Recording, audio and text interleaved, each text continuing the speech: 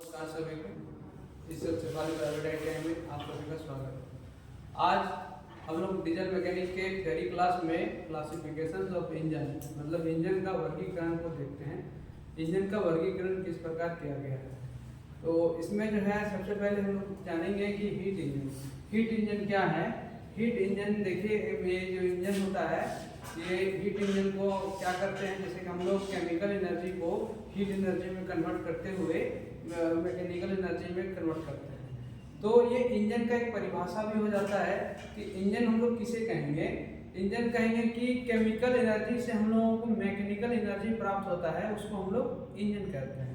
अब इंजन का वर्गीकरण किया जाता है, तो इंजन का जो वर्गीकरण किया जाता है सर्वप्रथम जो है दो भागों में किया जाता है। जैसे आप लोग देख रहे हैं ये external combustion engine. External combustion engine की बात करें तो ये बोलता है कि बाहरी दहन इंजन होता है। कंबशन क्या होता है, एक्सटर्नल मतलब बाहरी, कंबशन मतलब दहन कक्ष और इंजन। वैसा इंजन जिनका दहन कक्ष इंजन से बाहर रहता हो उसको हम लोग क्या बोलते हैं, एक्सटर्नल कंबशन इंजन। जैसे कि इसका जो पहले वाला जो इंजन होता था जो कि स्टीम इंजन। स्टीम इंजन क्या होता है कि स्टीम इंजन में स्टीम के द्वारा, भाप के द्वारा जो इंजन चलता है उसको हम लोग क्या कहते हैं, स्टीम इंजन। दूसरा है टरबाइन इंजन। इसी का एक पार्ट होता है, इसी का एक दूसरा भाग होता है जो दूसरे भाग में बांटा गया है, उसको बोलते हैं टरबाइन इंजन। ये जो है टरबाइन के माध्यम से इंजन को चलाया जाता है। एक्सटर्नल कंबशन इंजन को का परिभाषा अगर हम लोग देखें तो वो ऐसा इंजन कहलाएगा जो इंजन जिसका जो दहन कक्ष है वो इंजन से बाहर हो और ये इसमें एक दहन कक्ष में जलाया जाता है फ्यूल को, और यहाँ से स्टीम लेके दूसरे इंजन में, दूसरे जो दक्ष होते हैं इंजन में, इंजन का जो कंपोनेंट लगे होते हैं पिस्टन को दबाया जाता है। यहाँ से मैकेनिकल शक्ति प्राप्त की जाती है। ये पिस्टन है। तो हम लोग एक्सटर्नल कंबशन इंजन को देख रहे हैं। एक्सटर्नल कंबशन इंजन में वैसा इंजन होगा जिसका जो दहन कक्ष होगा वो इंजन से बाहर होगा, वैसे इंजन को हम लोग क्या कहेंगे, एक्सटर्नल कंबशन इंजन। अब दूसरे इंजन की बात करें, दूसरे जो भाग में वर्गीकृत किया गया है इंजन को, internal combustion engine. Internal combustion engine क्या होता है, आंतरिक कम दहन कक्ष वाला इंजन होता है। इसमें जो है ईंधन को इनसाइड, सिलेंडर के इनसाइड में इसको ईंधन को जलाया जाता है। वैसा इंजन जिसका दहन कक्ष सिलेंडर के अंदर में हो, इंजन के अंदर में हो, उसको हम लोग क्या कहेंगे, एक इंटरनल कंबशन इंजन। आंतरिक का दहन कक्ष इंजन इसको बोलते हैं। इसको जो है दो भाग में बांटा गया है। पहला है स्पार्क इग्निशन इंजन, दूसरा है कंप्रेशन इग्निशन इंजन। अब इग्निशन के आधार पर हम लोग समझेंगे कि इग्निशन क्या चीज है। इग्निशन होता है जलावन, मतलब कि प्रज्वलन के आधार पर इंजन को दो भाग में बांटा गया है। पहला जो है आपका स्पार्क इग्निशन इंजन है, दूसरा है कंप्रेशन इग्निशन इंजन। स्पार्क के माध्यम से जिस इंजन में फ्यूल को जलाया जाता है वैसे इंजन को हम लोग क्या कहेंगे, स्पार्क इग्निशन इंजन। इसमें जो है हम लोग स्पार्क मतलब चिंगारी की सहायता से फ्यूल को जलाएंगे, वैसे इंजन को क्या कहेंगे, स्पार्क इग्निशन इंजन। दूसरे इंजन की बात करें तो ये होता है कंप्रेशन इग्निशन इंजन। कंप्रेशन मतलब होता है दबाव के साथ, जिस इंजन में दबाव के साथ प्रज्वलन किया जाए वैसे इंजन को क्या कहेंगे, कंप्रेशन इग्निशन इंजन। इसमें जो है एक निश्चित सीमा तक फ्यूल को दबाया जाता है, चार्ज को दबाया जाता है। चार्ज को दबाने के बाद क्या होता है कि इसका टेम्परेचर और प्रेशर दोनों बढ़ जाता है, और उसी समय हम लोग क्या करते हैं, इंजेक्टर के माध्यम से इसको स्प्रे करते हैं, तो इसमें आग लग जाती है, जिसके बाद हम लोगों को पिस्टन, इंजन के अंदर जो पिस्टन चल रहा होता है उसके ऊपर धक्का लगता है। धक्का लगने से वह जो है कनेक्टिंग रॉड के माध्यम से क्रैंकशाफ्ट को चलाने लगता है। इस प्रकार मैकेनिकल शक्ति मतलब यांत्रिक शक्ति हम लोगों को प्राप्त हो जाता है। अब बात करें स्पार्क इग्निशन इंजन को, स्पार्क इग्निशन इंजन का, तो इसको भी दो भाग में वर्गीकृत किया गया है। पहला है पेट्रोल इंजन, दूसरा है गैसोलीन इंजन। पेट्रोल इंजन को हम लोग समझेंगे कि जिस इंजन में पेट्रोल ईंधन का प्रयोग किया जाता है उसको हम लोग बोलते हैं पेट्रोल इंजन। ये पेट्रोल इंजन और गैसोलीन इंजन ये स्पार्क इग्निशन इंजन के अंतर्गत आता है। सेम उसी तरह कंप्रेशन इग्निशन इंजन की बात करें तो इसमें जो है डीजल इंजन, दूसरा है crude oil engine. Diesel engine, जिस इंजन में डीजल का जो ईंधन के रूप में प्रयोग करते हैं उसको हम लोग बोलेंगे डीजल इंजन। डीजल इंजन और दूसरा जो होता है क्रूड ऑयल, ये भारी तेल होता है जो कि ये बड़े बड़े मशीनों, पॉपलेन वगैरह, जो बड़े बड़े खदान में बड़ा जो मशीन का उपयोग किया जाता है वैसे इंजनों में ये क्रूड ऑयल इंजन से चलता है। अब बात करें कि ये डीजल इंजन और पेट्रोल इंजन दोनों के बीच में अंतर है। ये जैसे हम लोग देख पा रहे हैं कि इग्निशन के आधार पर दोनों इंजन अलग अलग हो जा रहा है। इग्निशन, स्पार्क इग्निशन के अंतर्गत जो है पेट्रोल इंजन आ रहा है और कंप्रेशन इग्निशन इंजन के अंतर्गत डीजल इंजन आ रहा है। दोनों के बीच में अंतर क्या है कि जैसे अब पेट्रोल इंजन की हम बात करें तो पेट्रोल इंजन में हम लोग स्पार्क के माध्यम से, चिंगारी के माध्यम से फ्यूल को, पेट्रोल को जलाते हैं कहाँ, इनसाइड सिलेंडर में। लेकिन कंप्रेशन इग्निशन इंजन की बात करें तो इसमें डीजल इंजन को जो है, डीजल इंजन में क्या करेंगे, एक निश्चित सीमा तक हवा को, फ्रेश एयर को सिलेंडर में दबाएंगे जिससे उसका टेम्परेचर बढ़ जाता है। टेम्परेचर के बढ़ने से उसमें जो है फिर हम लोग क्या करेंगे, इंजेक्टर के माध्यम से इसको इस वाले इंजन में डीजल का स्प्रे करते हैं। तो डीजल का जैसे स्प्रे करेंगे उसमें आग लग जाती है। आग लगने के बाद पिस्टन को धक्का लगता है और हम लोगों को फ्लाईव्हील से मैकेनिकल शक्ति यानी यांत्रिक ऊर्जा प्राप्त होती है। अब ये बात आती है कि इंजन को चलाने का जो है स्ट्रोक होता है वो दो प्रकार होता है। इंजन को दो विधि से चलाया जाता है।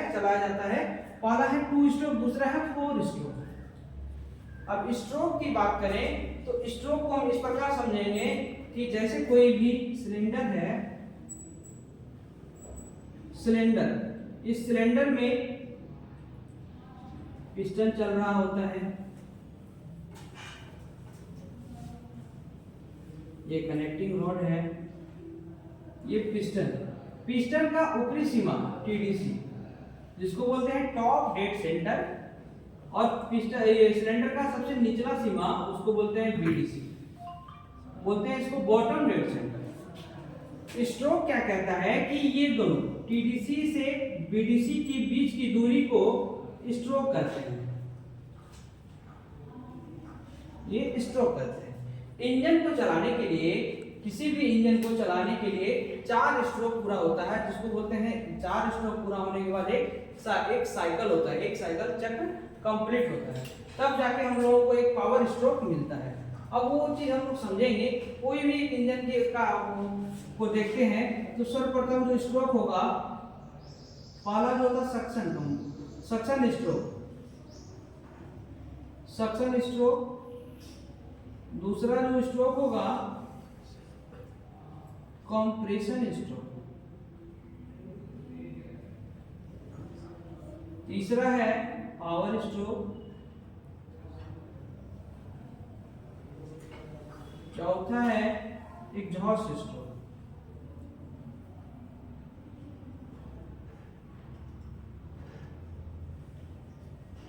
स्ट्रोक की बात करें तो ये पिस्टन में, जो कोई भी इंजन में 4 स्ट्रोक पूरा होता है तब जाके हम लोगों को क्या मिलता है, एक साइकिल, मतलब एक पावर मिलता है। जब तक कि पिस्टन 4 बार मूवमेंट नहीं करता है तो हम लोगों को पावर नहीं मिलेगी। तो सबसे पहले देखते हैं कि सक्शन स्ट्रोक क्या होता है। जैसे इसका नाम है उसी के आधार पर इसका परिभाषा है। सक्शन स्ट्रोक मतलब ये क्या करता है, ये सबसे जो है पिस्टन का सबसे पहला वाला स्ट्रोक होता है जिसको बोलते हैं, ये जो क्या करता है वैक्यूम, मतलब कि वो चूसता है इनसाइड सिलेंडर में। अगर डीजल इंजन है तो यहाँ इनलेट वाल्व के माध्यम से ये क्या करेगा, सक्शन स्ट्रोक में केवल फ्रेश एयर को इनसाइड करेगा, चार्ज को आने देगा। इसका बस इतना ही काम है कि ये पिस्टन जब नीचे की ओर चलता है टीडीसी से बीडीसी की ओर, तो ये इनलेट वाल्व ओपन हो जाता है, और इनलेट वाल्व ओपन होने के बाद ये क्या होता है कि सिलेंडर में खाली स्थान बन जाता है। उस खाली स्थान को भरने के लिए डीजल इंजन में केवल फ्रेश एयर जो है आपका सिलेंडर में आता है। तो इसका जैसे ही फ्रेश एयर इसमें आ जाता है तो इसका काम कंप्लीट हो जाता है। अब बात करते हैं दूसरा कंप्रेशन स्ट्रोक का। कंप्रेशन स्ट्रोक में क्या करता है कि दोनों जो वाल्व होता है वो दोनों की जो स्थिति होती है, दोनों की स्थिति बंद होती है।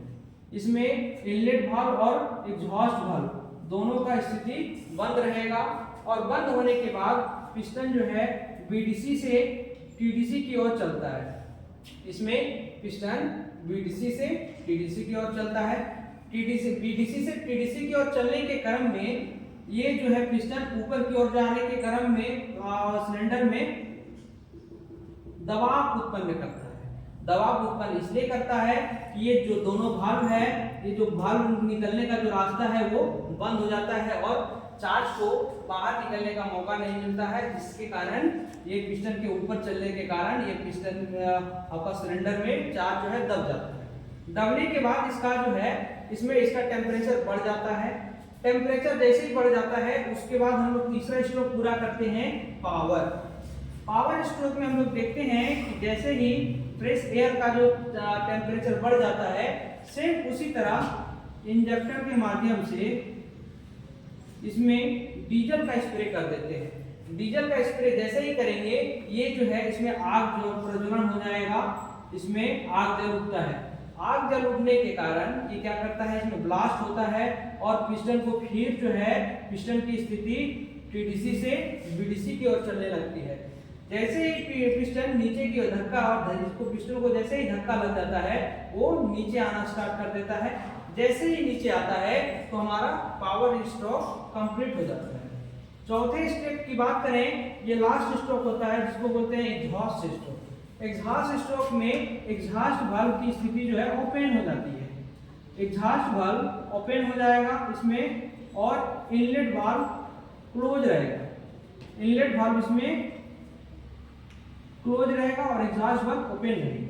एग्जॉस्ट स्ट्रोक में क्या होता है कि जला हुआ जो गैस है वो एग्जॉस्ट वाल्व के माध्यम से साइलेंसर पाइप के माध्यम से इंजन से बाहर किया जाता है और इसमें जो है पिस्टन की स्थिति बीडीसी से फिर टीडीसी की ओर चलती है।